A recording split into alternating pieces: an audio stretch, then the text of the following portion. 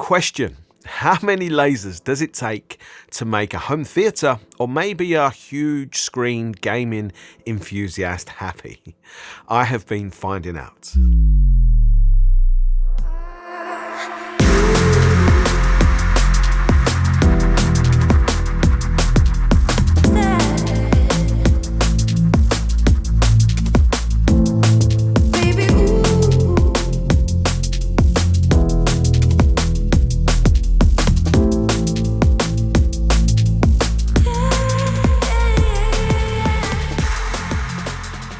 In this video, I'm going to talk to you about my experience with a brand new triple laser projector from JMGO, and you can see it there behind me. And it's called the N1S Pro 4K.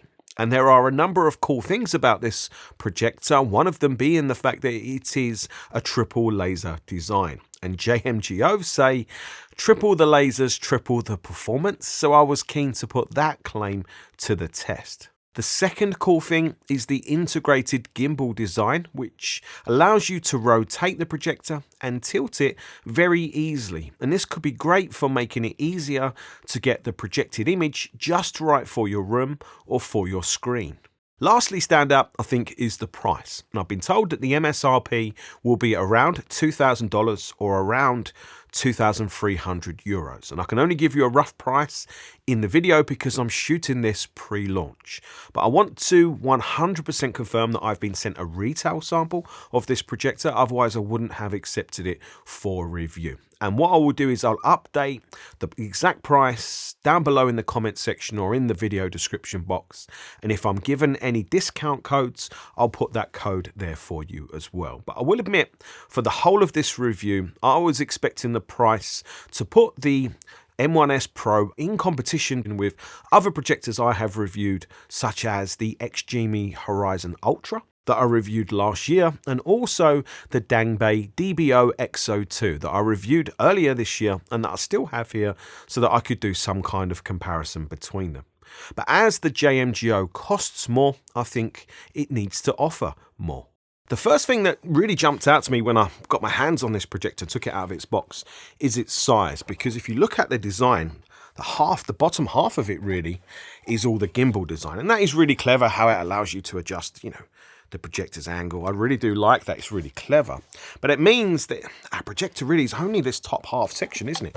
This top half section here. So that means it's really very small. I would go as far as to say it's tiny, considering what this can deliver in terms of brightness and picture performance. So it's definitely stand out. But what stood out to me more is how much heat that it does not generate. And obviously there's vents on both sides, or I assume they're vents, and there's heat sinking on the rear, and this is obviously where our heat will exhaust. Now normally when you stand behind this type of projector, you hear some fan noise. It's normally quiet, but there's some fan noise. But what impressed me here is there's hardly any fan noise. This has got to be the most quiet projector I've experienced to date. So that is very impressive, again, considering what the projector can do. But being small does come with some compromise to the number of connections on the rear. And it was interesting to see a 3.5mm headphone output, but no LAN network connection. And I can see some people definitely preferring it the other way around. Wi-Fi 6 is supported here, but not 6E, which will be a shame for some. And the second thing that stood out to me is definitely the two-tone design. And I have to be honest, I was not the biggest fan of the look of this projector from its photos. And even in the flesh, it's not my favourite aesthetic. But I do like how there is some speckle to the finish of the rear half that is extremely subtle, but it does break up the grey on grey and definitely adds a touch of luxury. The projector definitely is pretty heavy. It's definitely solid. It's really solid. The gimbal, the stand, everything here definitely feels really solid and well made. So that's really impressive. Just holding it in my hands, it's quite a substantial thing. So I have no complaints there. For power, you have to use the included external brick. There's nothing new there. But where you plug the connector into the projector is in quite a strange spot behind one of the gimbal legs. And it's a super secure tight fit, which is great. Except when you try and remove the power cable, because it's such a secure tight fit and it's difficult to get your fingers to purchase the connector itself. I did find myself tugging the cable really quite hard to get the power cable to come out, and it does make you feel really quite squeamish when you're doing it through fear that you might actually break something. So while I like the secure fit, the con of that is it's quite a difficult connector to get out. And then the power button is on the base, which seemed very odd to me at first. It's not what I assumed the button would obviously do. And you can remove the bottom section, or really the stand, and you would need to do that to install the projector onto either the JMGO dedicated floor stand or the JMGO dedicated ceiling mount. And you do so by removing 2 bolts from underneath and sliding the base off. And again, this seems like a great idea and great design, except it does force you to use JMGO's dedicated products, their floor stand or their ceiling stand, because they've used a proprietary fitting. And I do think I probably prefer the approaches of companies like XGMI or Dangbei for using just a standard, I think it's a 1/4 inch thread, because that means you can install the projector onto any type of maybe light fitting or fixture. It adds more flexibility to how you might want to mount the projector. It makes my life easier as a reviewer for sure. But I have to say I do like the gimbal and how it makes getting the angle of the projector right for the screen that bit easier. And once you have it right, you can remove the side panels and lock it in place with an included Allen key. And it's not essential that you lock it in place because the projector's movement's fairly rigid and secure anyway, but I like the fact that you can lock it in place if you have pets maybe, or young kids in the home that might get hands-on with the projector. You don't want to have to keep setting it up every time you want to watch it. Do it once, set and forget. But what's more important, of course, is what's on the inside of the projector. And I'm going to say it one more time. This is a triple laser design, RGB laser design. And that's very interesting to me as an enthusiast for picture quality. But JMGO take this design or light engine technology further by using a patented what they call MALC technology. And there seems to be a lot to this technology, 9 patents worth in total. And together they work to create what JMGO say is a higher optical efficiency from a much smaller package with less heat generated and a better diffused light array. MALC is said to reduce some negative side effects of triple laser light engines into the very high 90++ percentiles. So that seems really great. I have no way to test any of this specifically, so I'll just take their word for it given what I have seen. But for the general main specs of this projector, it is a 4K UHD projector that's done through DLP technology. It has a rated brightness of 2400 ANSI lumens, which is bright, definitely bright if you're using it with maybe 100 or 120 inch screen, or maybe even bigger than that. You'll definitely think this is a bright projector, but it doesn't produce enough brightness for it to be put into my light Canon category. It's running on the GoogleTV operating system, which I definitely prefer to Android TV, as I find it easier to set up as an Apple user. But there is one major feature missing here for me, and that is Dolby Vision, which is a real shame because I found through my testing Dolby Vision on projectors looks particularly good. But I also have to say that it's not necessarily, Dolby Vision isn't the be all and end all for projector picture quality, but I do think it's a good feature to have. It's in some competitor products, and I do feel like it is missing here.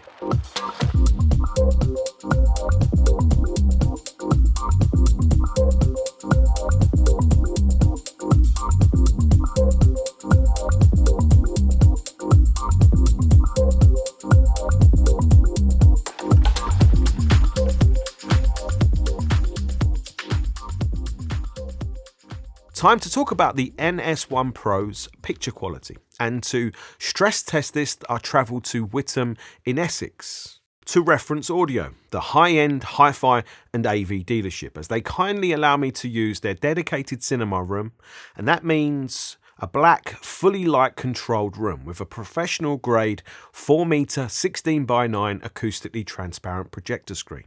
And if you're not familiar with how large a 4-meter screen is, this is me standing next to it. It's a huge screen, and that means it's a real stress test for any domestic projector.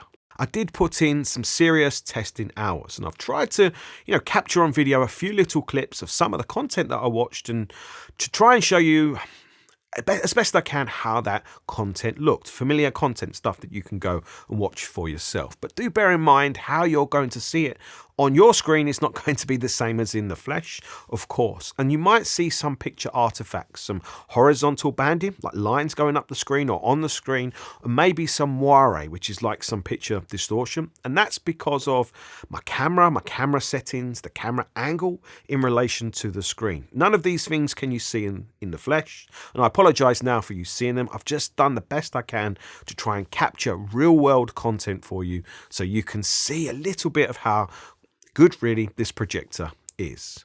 And the first thing I noticed about the projector's image quality is the full screen, and I'm not sure if it's clarity or if it's light output or light evenness or color delivery evenness. But the image looks really clean, really well drawn from left to right, top to bottom. And that is a sign to me of a really well engineered, good quality lens. And that is always a great place to start for a projector.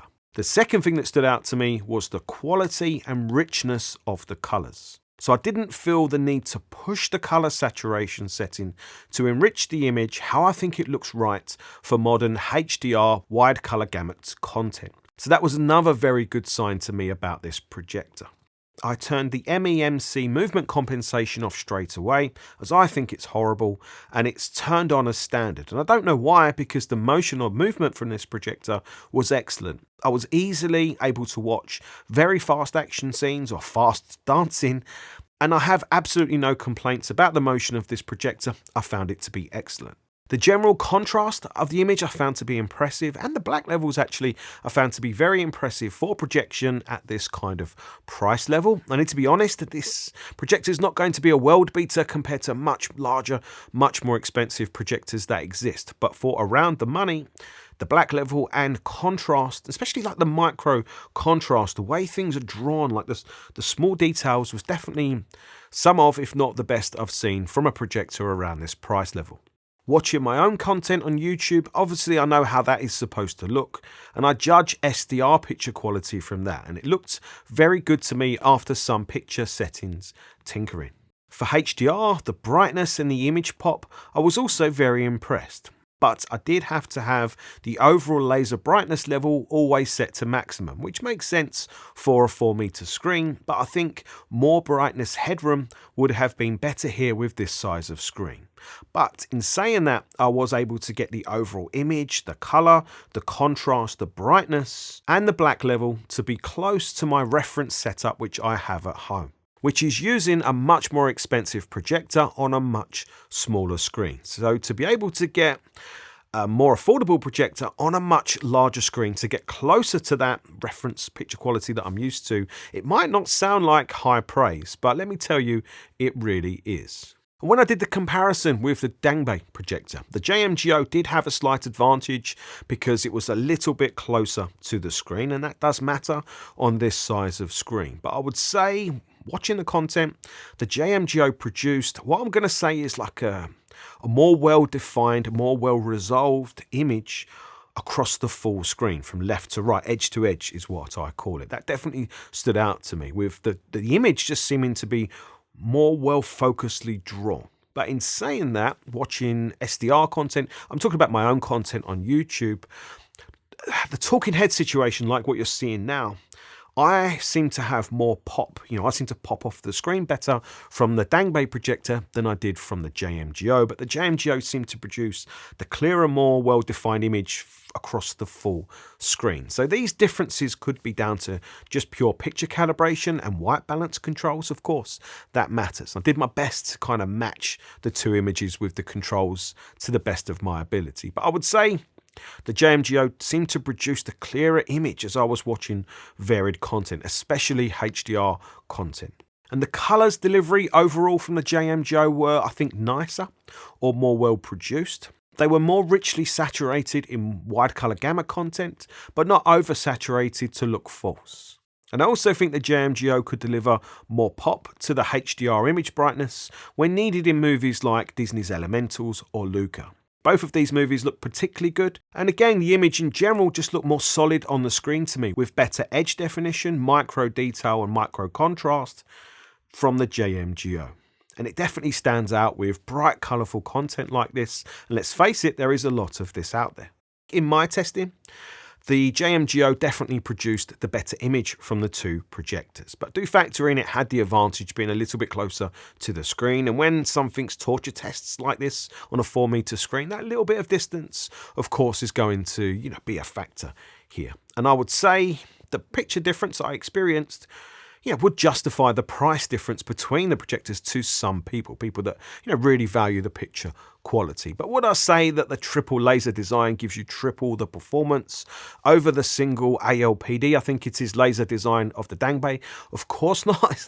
No, we don't get that much difference. But the fact that the JMGO was the better picture of the two, that means it's been the best picture quality I've seen from a projector around this price point. So that is, a significant win and important to some people. However, if I flip the situation on its head, if you was just shining this on a wall, white wall at home, or a different coloured wall, or on the ceiling at home, would you notice this much difference?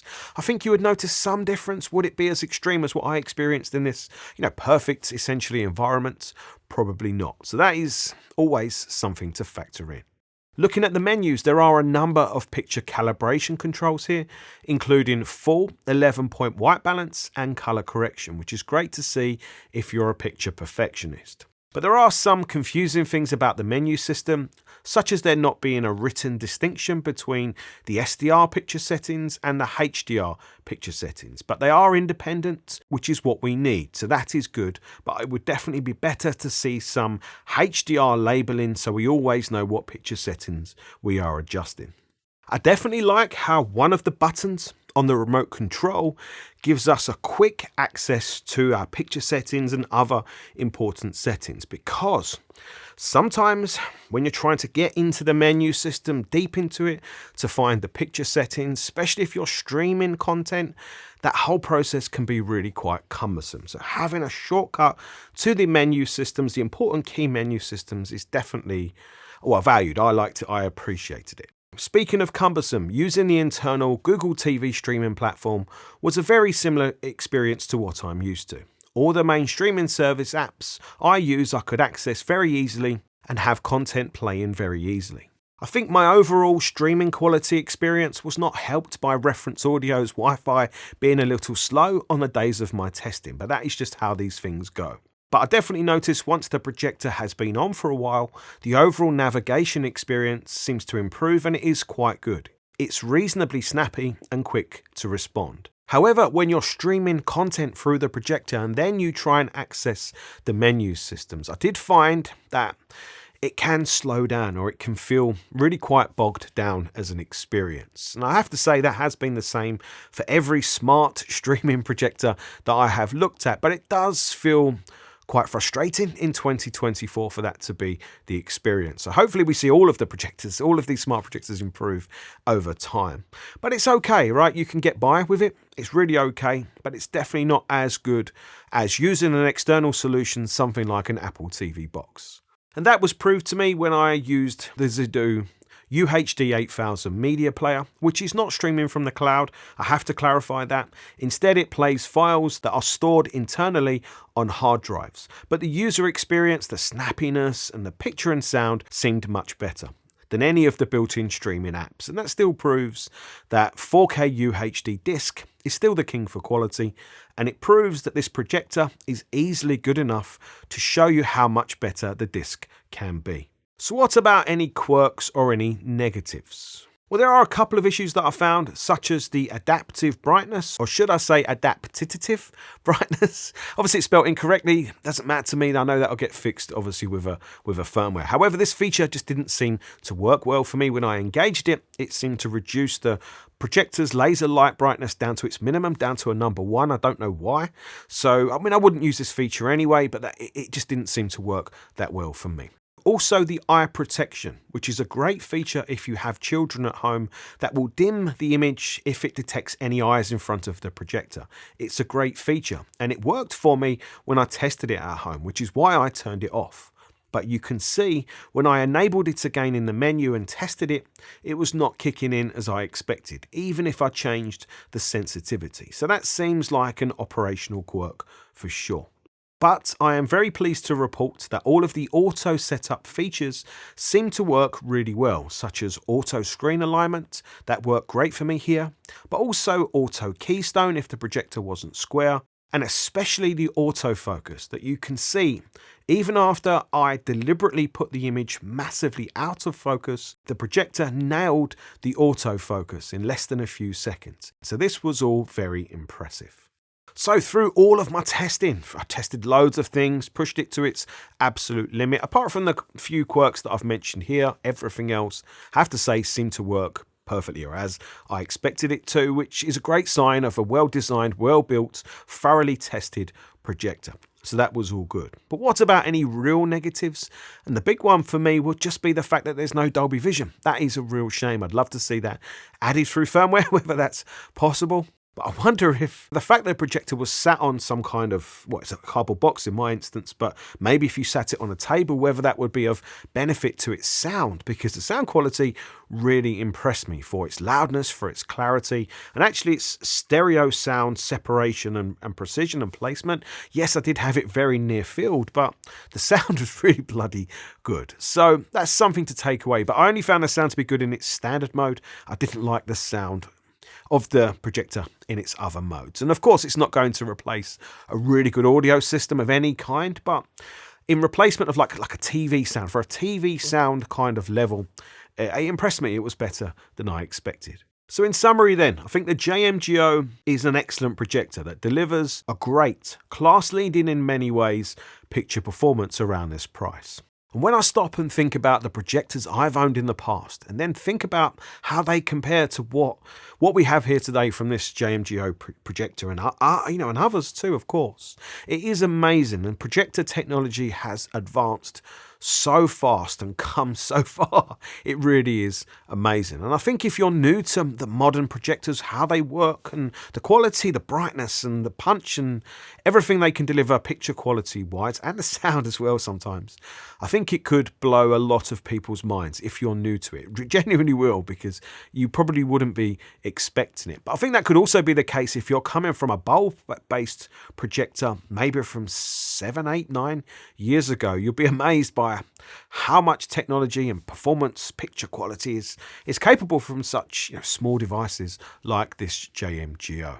But I do think if you have a large screen, and I'm talking about 120 inch plus, then it may be worth considering the N1S Ultra over the Pro for its extra brightness and other things, performance that's going to offer for a little bit more money. I definitely think that would have been the better projector to send to me to review, given how I kind of stress test things on a 4-meter screen. But I was still massively impressed by what the N1S Pro can do on a big screen like that. And I think the whole point of this projector is to get you as close as possible to what the Ultra can offer for a lower price point. And that will be probably what a lot of people value more, like that real, the overachiever, the bigger bang for buck type of projector. And I think that's what this projector is intended to be, and that's what it does. It delivers a fantastic performance, really fantastic overall picture performance. So I hope you've enjoyed this review. I hope you found it useful and helpful. If you have enjoyed it and found it useful, please hit that thumbs up button and consider subscribing for more.